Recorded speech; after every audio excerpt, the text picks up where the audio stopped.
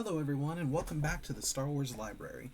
So, today we get to start a new series that we're going to go ahead and cover, and I'm actually pretty excited about this one. This is the Junior Jedi Knights series, started by Nancy Richardson, and then finished by Rebecca Mosta, and this is one I'm excited to do. This is a series that I didn't do or was into originally, but it really has grown on me over the years. I remember getting these actually at the library shortly after Young Jedi Knights, actually. Now, to me, it was kind of like, it wasn't Jason and Jaina, but it gave me a way to experience who Anakin Solo was. I had heard about him in that series. I had obviously missed him at that point, or didn't know yet because I hadn't read Dark Empire or any of the other things. So this was a cool introduction to him. Also got to meet another character who will become very big in the EU. So let's go ahead and start with book one, and it is called Junior Jedi Knights: The Golden Globe. And like I said, this one is by Nancy Richardson.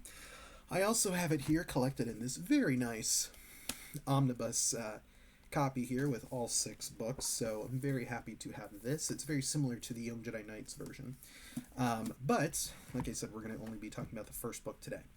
So, this came out in 1995, and like I said, we're focusing this time on Anakin Solo.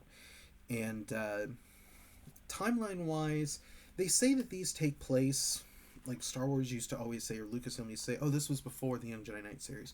Well, that doesn't make any sense, because the Young Jedi Knights, Jaina and Jason, are finally at the Jedi Praxium studying. Then it says they take a break. I like to think that, and I have it on my shelf as taking place right after lightsabers, because lightsabers kind of indicates that they've stepped away from the academy for a while. They went to Dathomir with Tenel Ka, and then they come back, or the Hapes, sorry, not Dathomir. But anyways, because Jason and Jaina are not here currently, and it's Anakin. So Anakin is now training at the Praxium, and he's training with Luke, and he meets a young lady named Tahiri, another student. And so obviously, like I said, she will become a major player later on in the expanded universe, especially once we get to New Jedi Order, Legacy of the Force, and Fate of the Jedi. So Anakin himself is struggling in this book. He's kind of trying to. He's at that age where he's kind of starting to realize like who his grandfather was. He's obviously named after his grandfather, and so he's trying to kind of figure out like being named after him. Is he going to like carry on that legacy? Like, is he going to end up like his grandfather? Is the name cursed? Is it going to how is he going to deal with that? And so that's kind of his internal struggle in this exposition for this book. So Tahiri has been having dreams of the rivers and the forests of Yavin 4.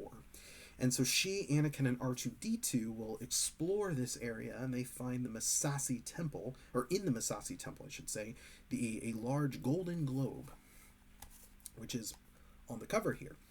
And so they find a creature named Ikrit, or Ikarit, I think is how you say it, Ikrit. But anyways, Ikrit is he's this little guy here on the cover here. He is actually a Jedi Knight who has lived on Yavin 4 for 400 years. And he couldn't do anything about the globe. And it's like a puzzle or whatnot. And it can only be solved by a child. So he,